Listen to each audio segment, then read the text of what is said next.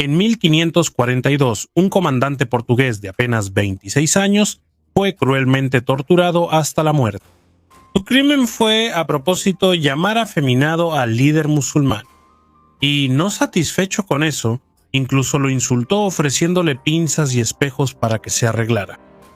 Fue ese el final de Cristóbal da Gama, el hijo menor de Vasco da Gama, que había llegado con solo 400 portugueses para ayudar a Etiopía a liberarse de la conquista islámica.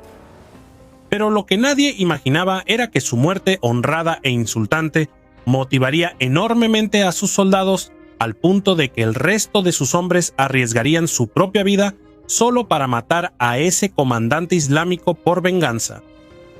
Y eso pronto nos plantea una serie de preguntas. ¿Qué hacía el hijo de Vasco da Gama en Etiopía? ¿Por qué los portugueses se involucraron en esa lucha si no colonizaron esa región? ¿Cómo ganaron las batallas? ¿Y qué pasó con los portugueses después de vencer a los musulmanes? En el video de hoy vamos a sumergirnos en la cruzada olvidada de Portugal en Etiopía y entender a fondo la serie de ironías en la relación entre Europa y África cristiana. Pero antes de comenzar el video, si te gusta nuestro contenido, hazte miembro ahora mismo aquí en el canal. Así podrás tener acceso a nuestro grupo y a contenidos exclusivos con derecho a clases en vivo, para profundizar aún más en los bastidores de la historia. Para entender cómo Portugal terminó en una guerra en el interior de Etiopía, primero necesitamos recordar la famosa leyenda del Preste Juan. Desde el siglo XII circulaba por Europa la historia de un poderoso rey cristiano que reinaba más allá de las tierras musulmanas. Un rey poderosísimo que vivía cerca del jardín del Edén y de la fuente de la juventud, donde las personas vivían más tiempo, los ejércitos eran casi invencibles y poseía palacios de marfil y cristales preciosos en el lecho de los ríos. El Preste Juan se volvió una verdadera obsesión para Portugal. El infante don Enrique quería encontrarlo a toda costa, iniciando así las exploraciones portuguesas. Y don Juan II incluso llegó a enviar a un espía llamado Pero da Covilhã para localizar al Preste, lo que efectivamente lograría en 1493, como ya vimos aquí en el canal. Sin embargo, Covilhã no logró regresar. Solo fue localizado casi 30 años después, en 1520, en una expedición portuguesa que llegó por primera vez a la costa de Etiopía. Y fue al encontrar a Pero da Covilhã que la leyenda del Preste comenzó a desmoronarse. El reino que los portugueses encontraron no era el imperio todopoderoso de la fantasía europea, que salvaría a Portugal y lo ayudaría a destruir Portuguesa, pero era Daria a destruir o Islã. Un reino cristiano antiquísimo, evangelizado aún por los apóstoles. Sin embargo, era pobre, aislado y amenazado por el Islam, más específicamente por Ahmad ibn Ibrahim al-Ghazi, llamado Gragni, el zurdo. Ahmad era el imán del sultanato de Adal, un poder musulmán basado en Harar, en la actual Somalia. En 1529, él lanzó una guerra santa, una yihad, contra el imperio cristiano de Etiopía, y el avance fue avasallador. A lo largo de la década de 1530, Ahmad Gragni conquistó la mayor parte del territorio etíope, y de ese modo, iglesias y monasterios antiquísimos fueron quemados. Poblaciones enteras fueron forzadas a convertirse al Islam, y la dinastía salomónica, que reinaba desde hacía siglos, fue empujada a las montañas, al borde del colapso total. Sin embargo, en medio de todo eso, había un detalle decisivo. Ahmad Gragni no estaba solo. Él contaba con el apoyo del Imperio Otomano, que le proporcionó algo que los etíopes no tenían: las armas de fuego. Es decir, mosquetes, artillería y cientos de soldados turcos entrenados para su uso. Acorralado, el emperador etíope Lebda Dengele hizo lo único que podía hacer. Envió una desesperada petición de ayuda a los únicos cristianos con poder naval en ese océano, los portugueses. Y así, él moriría en 1540 antes de que llegara la ayuda. Le correspondería a su hijo, el joven emperador Gelaudeus, recibir la ayuda que su padre había suplicado. Y la ayuda de los portugueses no tardó en llegar. En 1541, una flota portuguesa comandada por Esteban da Gama, gobernador de la India e hijo de Vasco da Gama, subió por el Mar Rojo en una expedición militar. Y de regreso decidió atender la petición del etíope. Destacó una fuerza expedicionaria para socorrer al emperador de Etiopía. Y para comandarla, eligió a su propio hermano Cristóbal da Gama, otro hijo de Vasco da Gama, con poco más de 25 años. La fuerza era pequeña, casi simbólica. 400 soldados portugueses, de los cuales cerca de 70 también eran artesanos e ingenieros, además de sirvientes, todos armados, con cerca de 1000 arcabuces, picas y algunas piezas de artillería. 400 hombres para detener a un ejército que ya había conquistado casi todo el imperio. En teoría era una locura. Sin embargo, los portugueses tenían 3 ases bajo la manga. El primero era la disciplina y experiencia militar acumulada en décadas de guerra en Asia. En segundo lugar, las armas de fuego, tan buenas como las que los otomanos le daban a Gragne, lo que anulaba la principal ventaja del enemigo. Y por último, porque al unirse a los etíopes dejaban de ser solo 400. Y así se convertían en la punta de lanza de todo un pueblo que aún resistía en una auténtica guerra religiosa. Y así los resultados llegaron rápido, a principios de 1542. Tropas de Cristóbal da Gama, recibiendo valiosa información de los etíopes sobre el terreno, comienzan a atacar las posiciones musulmanas. Una primera fortaleza en una colina fue tomada, y poco después vino el enfrentamiento directo con el propio Armad Gragne, en las llanuras de Jarte.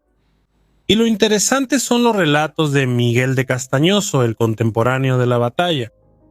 Según él, antes de la batalla, hubo un intercambio de mensajes que se hizo famoso.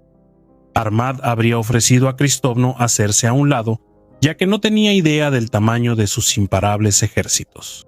Que en Etiopía no había nadie que se le enfrentara, y para humillar al joven portugués, le envió como regalo el hábito de monje y unas cuentas de rosario, en una provocación, sugiriendo que Cristóbal debería rezar más en vez de guerrear. Cristóbal da Gama, sin embargo, decidió responder de la misma manera. Lo devolvió. Envió un mensaje diciendo que él vino por orden del Gran León del Mar, el rey de Portugal, y que él, sí, era el único al que temía, y que su enemigo también debería temerle. Y al día siguiente Armad vería de lo que eran capaces los portugueses.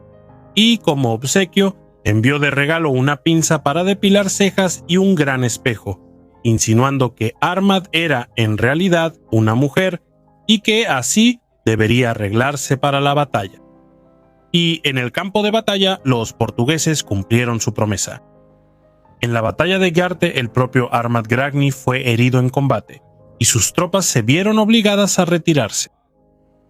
Por primera vez en más de 10 años la máquina de guerra de Herat fue contenida. Parecía que los 400 hombres realmente iban a cambiar el destino del imperio. Sin embargo, Armad Gragne no era un enemigo cualquiera.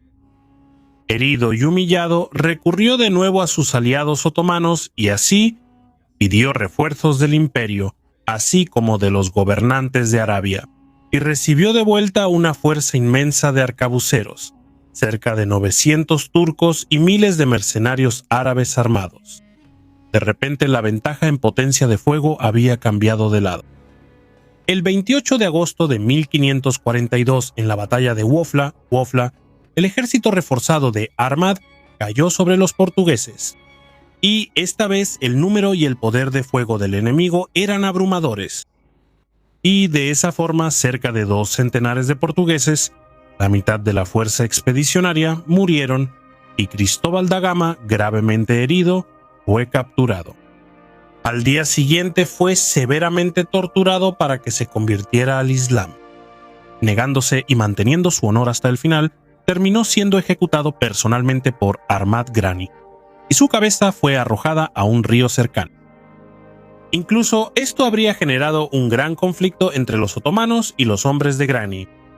Esto porque los otomanos querían mantener a Cristóbal vivo para negociarlo con Portugal, pero Gragne quería personalmente quitarle la vida al joven comandante, quien lo había llamado mujer. Y así el hijo de Vasco da Gama, el hombre que cruzó medio mundo para salvar a la Etiopía cristiana, moría como mártir en el interior de África. Rápidamente, entre los portugueses de Oriente empezaron a circular relatos de milagros asociados a su muerte, y Cristóvão se convirtió en uno de los primeros grandes mártires de la expansión portuguesa. En la mentalidad de Armand Gragny parecía la victoria definitiva.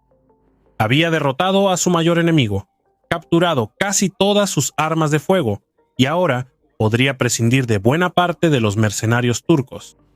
Eso porque en esa región era común que los ejércitos se dispersaran cuando morían los líderes. Sin embargo, esta vez fue diferente. Los portugueses que quedaron, poco más de 200, no se dispersaron. Cristóvão era hijo del héroe Vasco da Gama y él mismo murió como santo. En la mentalidad del siglo XVI, él humilló al moro infiel y murió con la cabeza en alto como portugués y cristiano digno, y así alcanzó el cielo. ¿No serían sus compañeros quienes deshonrarían y traicionarían su legado, muriendo como cobardes? En lugar de eso, se unen al nuevo emperador de Etiopía, Gelaudeus, y ofrecen sus servicios para destruir al comandante musulmán y finalmente vengar la muerte de Cristóvão da Gama. O sea, en vez de que Gragny disperse el ejército de Cristóvão, él crea una fuerza mítica, heroica y santa que haría que sus hombres eligieran voluntariamente matar o morir en nombre de su memoria. De ese modo, los portugueses recuperan las armas de fuego que estaban guardadas en el monasterio y se reorganizan junto al ejército etíope. Y después de eso pasan muchos meses rastreando el campamento de Armand Gragny. El 21 de febrero de 1543, los dos ejércitos se encuentran en la región de Huayna Daga, en una gran batalla. De un lado, cerca de 8.000 etíopes y algunas decenas de portugueses sobrevivientes, y del otro, el ejército mucho mayor de Armand Gragny. Y es entonces cuando ocurre el momento que la tradición eterniza. Según la tradición y los relatos de la época, un mosquetero portugués llamado João de Castillo, o Juan Galego, según otras fuentes, cruzó solo contra las líneas musulmanas y logró herir mortalmente al propio Armand Gragny, vengando la muerte de su comandante y muriendo baleado enseguida. Otras fuentes contemporáneas, como Miguel de Castañoso, afirman que en realidad fue Gragny quien, confiado, se acercó demasiado al ejército portugués, y todos los portugueses abrieron fuego al mismo tiempo, matando así al comandante. El hecho es que en el instante en que se difundió la noticia de que el imán estaba muerto, todo su ejército huyó. Sin embargo, lo cierto es que, y así, la muerte de un hombre por el arcabuz portugués deshizo en horas lo que décadas de conquista habían construido. El imperio cristiano de Etiopía estaba a salvo y continuaría siendo cristiano hasta nuestros días. Sin embargo, llegamos entonces a la mayor ironía de esta historia. Portugal cruzó medio mundo en busca del Preste Juan, un aliado legendario y poderoso que vendría tras salvar la cristiandad europea y ayudar a reconquistar Jerusalén. Pero la realidad fue lo contrario. El aliado legendario no salvó a nadie. Fueron los portugueses quienes salvaron al aliado. El rescatador se convirtió en el rescatado. Y entonces viene la segunda ironía, aún más amarga. Habiendo salvado a Etiopía cristiana con la espada, Portugal luego intentó transformarla con la cruz. A lo largo del siglo XVII, misioneros jesuitas ligados al Estado portugués de la India se instalaron en Etiopía. El más hábil entre ellos, el padre Pedro Páez, que era castellano al servicio de la misión portuguesa, llegó tan cerca del trono que logró lo impensable. Logró convertir al emperador de Etiopía, Sucenios, al catolicismo. En 1622 Sucenios declaró el catolicismo como la religión oficial del imperio etíope, y de ese modo rompe con la antiquísima Iglesia etíope ortodoxa, acercándose a Roma y a la Unión Ibérica, y planeando usar esa alianza para expandir el catolicismo por África. Sin embargo, el resultado fue una catástrofe. El clero, la nobleza y parte del pueblo se rebelaron contra la imposición de una fe extranjera. Y así el país se sumergió en una sangrienta guerra civil. En 1632 Sucenios abdicó, y su sucesor Fasílides restauró la Iglesia ortodoxa. Y en 1633 expulsó a los jesuitas de Etiopía. y así la simetría histórica quedó casi perfecta. En 1543 Portugal salvó a la Etiopía cristiana de una guerra santa contra el Islam. Pero 90 años después, en 1633, era la Etiopía cristiana la que expulsaba a los portugueses y jesuitas de ahí. Y así se quedaría sin una presencia católica por casi 150 años. Y de esa manera llegamos al verdadero sentido de esta cruzada olvidada. Etiopía sigue siendo hoy uno de los países cristianos más antiguos del planeta. Fue cristianizada por los propios apóstoles. Pero gran parte de la razón por la que permaneció cristiana se debe a un puñado de portugueses, que, guiados por una leyenda medieval, fueron a socorrer y murieron en el interior de África en 1543. Cristóvão da Gama nunca regresó, y la mayoría de sus 400 hombres tampoco. Portugal fue a Etiopía buscando un salvador para sus problemas, pero terminaron descubriendo que los salvadores serían ellos mismos. Pero al final, al intentar unificar las religiones y convertir a los etíopes al catolicismo, terminaron siendo expulsados del país. Y así, curiosamente, lo que la espada unió, la cruz lo rompió. ¿Y tú sabías que el hijo de Vasco da Gama murió en una cruzada en Etiopía?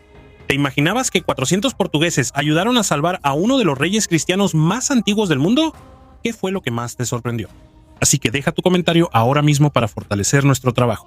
Y aprovecha para hacerte miembro del canal ahora mismo. Así podrás profundizar y conocer aún más la apasionante historia ibérica. Música.